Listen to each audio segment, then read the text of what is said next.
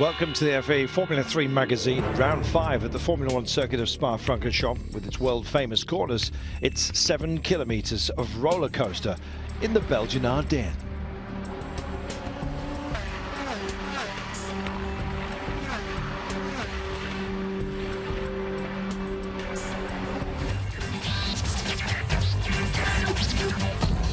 Yeah, it's a very nice racetrack. Obviously, it has the reputation of being one of the nicest in the world. We have a lot of really fun corners to drive through, Eau Rouge in particular. Obviously, you got Eau Rouge. So we've got Eau Rouge behind me. The famous corner is Eau Rouge, and then Radillon, which is the uphill. The elevation alone is breathtaking. For sure, Eau Rouge is the famous corner. But I mean, here it's easy flat in Formula 3, so but still it's nice to take it, and it's a good sensation. The FIA Formula 3 European Championship is competing together with the World Touring Car Championship. On the starting grid, Esteban Ocon, who's leading the Formula 3 Championship and visiting the stars of the WTCC. For the 17-year-old, the touring cars are something very special.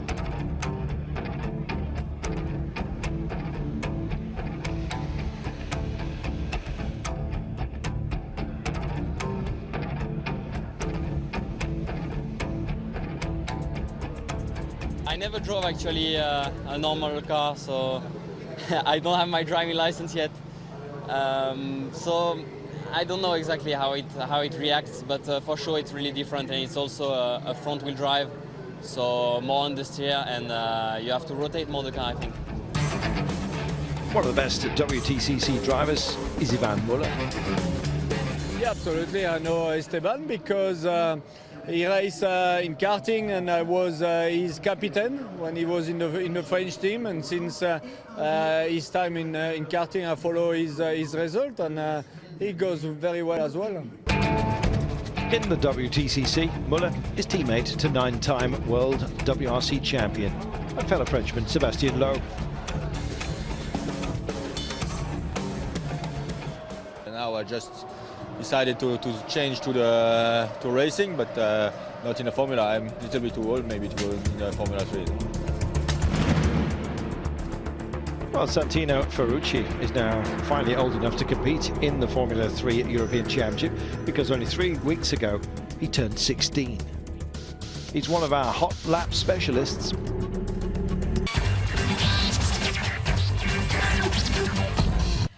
Hi, I'm Santino Ferrucci, driver for Euro International. I'm going to take you for a lap at one of the world's most famous tracks, Spa-Francorchamps.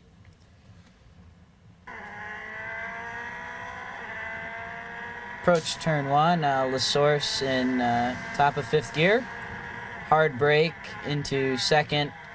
Try to take as much as the apex and get a really smooth exit, full power as soon as possible, because you're flat for around 30 seconds up La Rouge and down to Les Combes.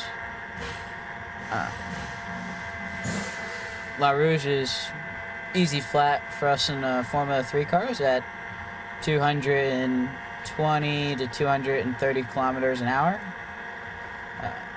We go to brake in Les Combes from 250 kilometers from 6th gear to 4th gear, carrying a lot of entry speed. Sacrifice turn 5 to take flat turn 6. We come down into the 180-degree turn over the bump, braking over the bump in 3rd gear. Shift to 4th. Small lift for turn 7. Then we go down to Puhan in 6th gear, flat out if the car is correct, which is very fun. Then we go into Piff Puff, which is my favorite name for turns 9, 10. 4th gear, similar to Les Combes. Then down to 4th gear for turn 11, onto a 1.5 kilometer straight that brings us down into the chicane, one of the most difficult parts of the track. We go from around 250-ish kilometers, depends on if you have the tow or not, to almost into first gear of around 55 kilometers an hour. Get a really good braking over the first curb. Just touch the second, and exit is very important, and you're back on your way to the last source. That was one hot lap at Spa-Francorchamps. Enjoy the race. And his first ever Formula 3 qualification. Ferrucci put his Dallara Mercedes on row 8, that's P16. Not too bad at all. Well, on the last row, we have Jordan King. The Brit has had 2 podiums so far, but his qualification for race number 1 went a bit wrong.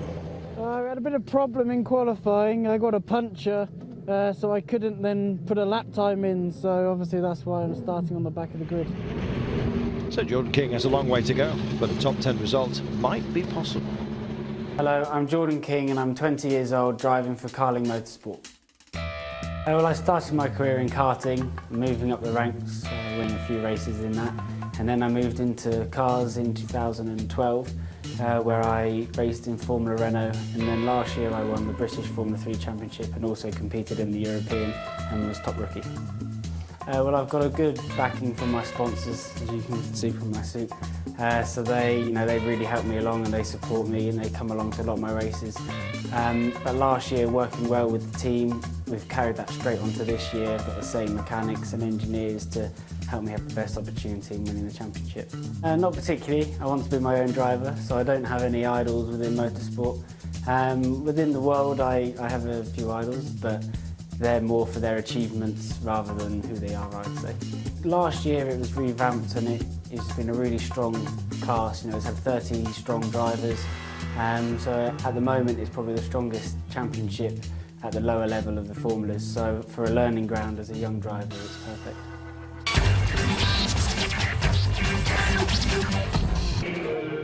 On the first row, we have Dutchman Max Verstappen, number 30. Beside him, on pole, we have Esteban Ocon from France. And with 12 races contested, 17-year-old rookie Ocon is the only driver on the grid who's taken points at every single race. Quite an achievement.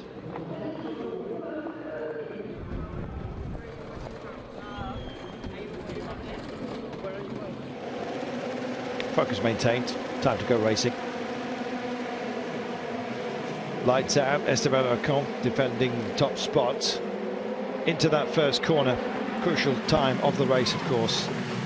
One of the Carling cars heading wide in an attempt to avoid a crash. Everybody staying safe. Ocon then leading the 26 cars through Eau Rouge for the first time this weekend. An amazing sight. Ocon followed by number 25, Antonio Ferrucci, and Max Verstappen in the frame. Onto the Camel Straight. Again, spectacular slipstreaming manoeuvres. Ocon not able to defend P1 at the end of the straight. As a tumble, getting into a crash with teammates. Antonio Ferrucci has to retire. So I wasn't expecting the slipstream to work that much here. Then I defended a bit on Antonio, but I left the door open for Max and Lucas. They both passed on the right, and then I was more or less in sandwich and couldn't do anything. Antonio turned on me. He touched my wheel and broke it, so nothing more, and I had to stop after that. Lap 4, and after a few into the race, Jordan King improved from P25 to 13th. In all 3 races contested on this weekend, the points for the top 10, of course, placed according to the Formula 1 system. 25 for the victory and just a solitary point for P10. A safety car deployed after 16-year-old Ferrucci of the Euro International team, making his series debut this weekend, as you know. He and Giovinazzi colliding, sadly out. As we went to make turn 6, I had the inside and I don't think he ever saw me, so he just touched me, and when I went to brake, so because just out of reaction I touched it, front wheel went over my, his rear wheel went over my front wheel and went in the wall. Right to the safety car period, Jordan King in the blue Dallara number 5, fighting for points.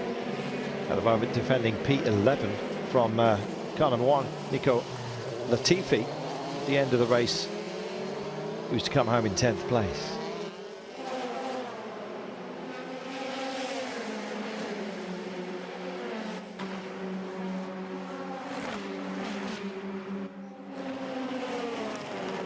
Yeah, it's good fun, but it's not what I'm here to do. You know, I'm here to win races, so it's very frustrating, but good fun at the same time. Last lap, car 30, Max Verstappen and Lucas Auer in the 3 car fighting for victory on the Kemmel Straight. The Austrian is using the slipstream to attack Verstappen, with the Dutchman defending P1 with great vigor. Check this out.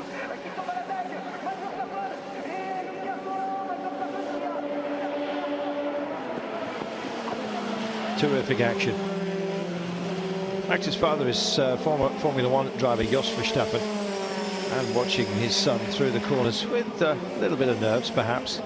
Max winning the race, and indeed a narrow margin, 0.8 seconds at the line. Also set the fastest lap time out there. Max's father and the team Van Amersfoort Racing have something to celebrate. It's the younger Verstappen's second victory of the year. Jos and WTCC driver, fellow Dutchman Tom Coronel, talk about the finale. Jos, what a great race of your son, wasn't it? Yeah, I think he did well. I mean, it's always difficult in Spa with the slipstreaming on after Rouge, but I think he handled it very well, especially after the safety car. I mean, he had a 2-second lead, what was very good, of course, and but after the safety car, it was more and more difficult. I mean, Auer could catch him all the time in sector 1 and sector 3, so it was very exciting at the last lap, but he did very well. Team director Fritz van Amersfoort happy to see his driver winning the race after that dramatic final lap. Jake Dennis became the came home third because Felix Rosenfeist had some problems with his fuel pump on the final lap. Suddenly, with 2 laps to go, I got a lot of oversteer in the car, so I had to manage the last lap a bit, but it was fun. But I think the people here at the pit wall, they got a heart attack. Next up, more racing from the FIA Formula 3 European Championship of the Spa-Francorchamps. Stay with us.